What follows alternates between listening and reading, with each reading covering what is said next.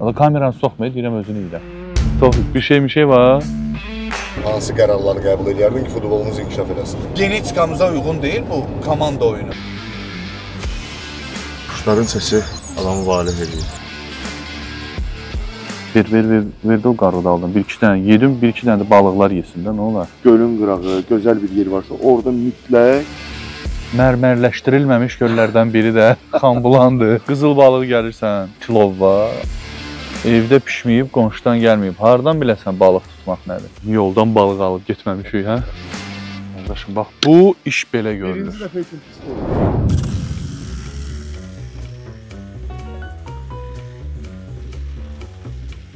Gəl də. Ay, sabahın xeyirli olsun. Bu səsi də maşallah, ştırı-ştırı, qəhri-qəhri. Sabahın xeyir, Tofiq, necəsən? Yaxşı idi da, qaqaş. O hələ oradadır, onunla nə işin var? Çəkib çıxıb gedir.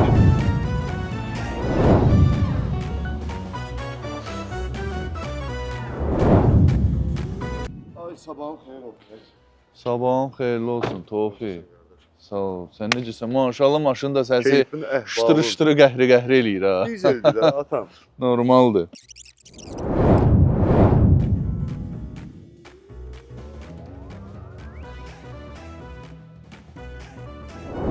Bu maşının ən gözəl özəlliyi ondan ibarətdir. Bax, görsən, adaptiv cruise control sistemidir. Görsən, bax, ötmə əməliyyatını da eləyirlər. Heç bir problem olmur maşında. Qabaqda gedən maşınla ara məsafəni özü qoruyur, zolağa özü nəzarət eləyir. İndi hal-hazırda əllərimi buraxmışam.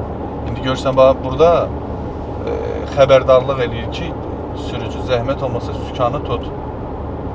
Mən sükanı tutmuram, yola çünki özü nəzarət edir. Tutmayanda bir dəfə, iki dəfə o xəbərdarlıq eləyir. Sonra artıq qoyduğun o sürət var ha, avtopilotda olan o sürət. Onu artıq azaltmağa başlayır. Yəni təhlükə hiss eləyir maşın. Ki, ola bilər ki, sürücü sükan arxasında yatıb, ya ürəyi gedib, nəsə bir problemi var da. Bax. 90-da idi, düzdür, görsən, avtomatik azalır özü. Azalmağa başlayır. Sürəti alır, özü qırağa verir. Sənin dilini acı biber yandırar, odlandırar.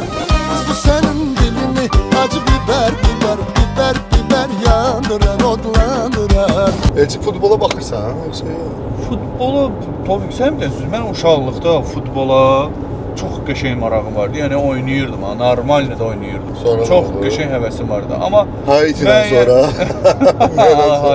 Haiti biabırçılıq. Amma şeydən sonra, müəyyən bir yaşdan sonra futbola marağım azaldı. Azərbaycanda ən güclü inkişaf etmiş idmanlar hansıdır? Güləş, düzdür qardaşım. Ondan sonra bir ara olimpiya oyunlarında baxırdım da, boks əla inkişaf etmişdi. O da ki, xarici legionerlərə görə. Sotomayor, nə bilim, belə bir-iki dənə adamlar var idi ki, Kubalı oyuncu Yoniya Ağası Məmmədov necə döyüşürdü? O, sən dediyin lap belə şeydir. Lap belə, o vaxtı deyirəm də, oradan sonra bitdi də müəyyən bir vaxtdan sonra. Məsələn, judoda. Judo var, çox inkişaf edib bizdə. Hidayət də olimpiya çempionu oldu. Yəni, judoda demək olar ki, çox rezultat vermişik də. Çox, hər zaman. Ən çox mən bildiyim qədərli güləşdədir. Deyək ki, bir 5 illik AFFA üçün qərarlar qəbul edirsən ki, məsəl üçün, Azərbaycan futbolu belə olsun, elə olsun. Nələri qəbul edərdin? Fərd olaraq, şəxs olaraq özümüzə aiddir burada olan fikirlər. Fikirləriniz olsa, kommentlərdə qeyd edə bilərsiniz. Siz nə edərdiniz ki, məsəl üçün, Azərbaycan futbolu inkişaf eləsin, filan. Yəni, bəlkə azarkeş yoxdur, ola bilər o. Amma onu da qazanırsan da zamanla. Necə olur, Qarabağda, o vaxtları Neftçidə stadionları yandırırdı cəmat, yadıma gəlir, ha? Yəni, coşqudan, yəni, olub görmüşük də, qardaşım. Tofiq Bəhramov da az görmüşsən. Adamı bilsən, mən yadımda deyim, mən üzümə belə Neftçinin şeylərinin zadın, kraskalarını vurub getmişəm Neftçinin oyununa. Biz o vaxt Neftçinin oyununa gedirdik, yəni, uşaq idim da. Onda yadımda da, yəni şəkillərim də var, yəni. Pulsuz idi, ona görə ola bilər. Pulsuz deyə 2 manat idi. Elə bir şeydi ki, ağırdan ağırda pulsuz bırakırdılar. Bir Şirvan zad, neçə Məmməd idi, neçə belə bir vaxtlar var idi. Tofiq Bəhramov, konkret yoxdur, piyasada yox. Da, yəni UEFA-da, nə bilim, Avropa Liqasında filan arada çıxır, bir-iki dənə oyun oynayır. Yəni əvvəlki Neftçi yoxdur, təbii ki. Əvvəlki Neftçi yoxdur. Azərbaycan futbolunun bəlkə də heç ümumiyyətlə Azərbaycana futbol lazım deyil deyə düşünür adam ki, yəni niyə ümumiyyətlə rasxod lazım deyil. Avropanın bir çox ölkələri ayıldı ki, sənin Avroviza bizə lazım deyil. Ay, bildin necə, yəni eyni şey kimi. Yəni qardaş, buna niyə yatırım edir mən? Yəni puldur da, əlavə puldur gedir. Bəlkə ora xərclədiyim pulu xərcləyim, məsəl üçün judonu daha da qaldırım, nə bilim boksu daha da qaldırım. Yəni futbol elədir ki, dünyada ən məşhur idman növüdür. Bax, bütün dünyada ən məşhur idman növü futboldur. Genetikamıza uyğun deyil bu komanda oyunu. Ki mən qəbul edirəm ki, cəhənnəmdə futbol da olmasın da heç nə olmaz. Biz balet eləyərik ancaq güləşçilərə, nə bilim, judoistlərə. Amma elə deyir, normal futbol oynaya bilirik. Hansı qərarları qəbul edərdin ki, futbolumuz inkişaf eləsin? Şəxsi, subyektiv fikrimi soruşursansa, mən böyük futbolu ilə bağlı heç bir nə dəyişiklik, yəni bugünə olan nəticə mənə lazım deyil. Mən onu eləməzdim. Mən planımı elə qurardım ki, okey, 6-7 il Azərbaycan futbolu olmasın. Futbolun rəhbərliyində duran insanlar var ha. Bugünə, indini bir dənə düşür ki, bir dənə tez harda bir dənə nəticə vermək olar. Tez bir dənə uşaqlar, yığışın uşaqlar, gəlin bir dənə oradan ha.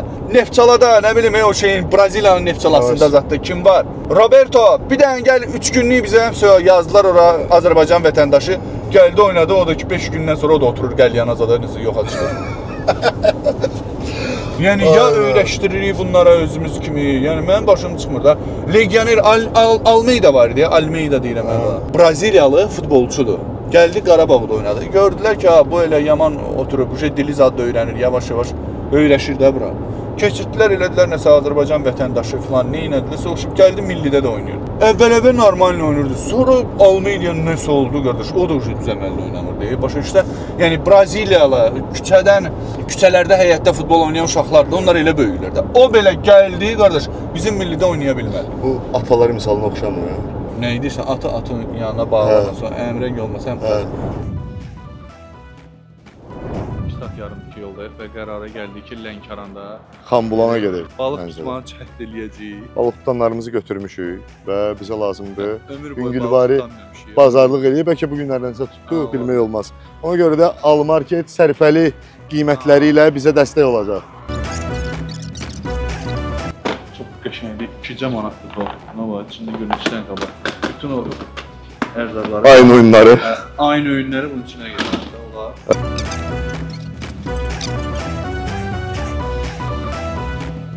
Çaydakı bergamot, bergamotdur. Dəmləmə başqa şeydir. Balığı tutmaq üçün yaxşı vasitədir ya, qarındalı ilə.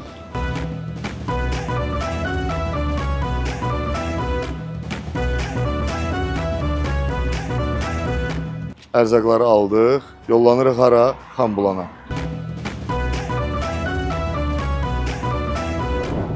Artıq gəlmişik Xanbulandayıq. Quşların səsi adamı valeh edir. Adın əzbərdi dilimdə, xan Lənkəran mənə doğmasan əzizsən. Qəşəng çay dəmləyək. Burada çay qəşəng gedər də. Özdə pör rəngi. Bax, insafla da gəl özün rəngi də. Kameranı soxmayı, deyirəm özünü ilə. Dəmləni bağışır. Pör rəngi, doğuşan qanı, xoruz quyruğu. Deyəm ki, sən belə tutun da.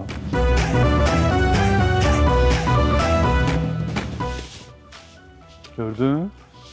Çox rahat. İndi gəl. Yolu bir əvvəl tez-tez gedirdi balığın, ha?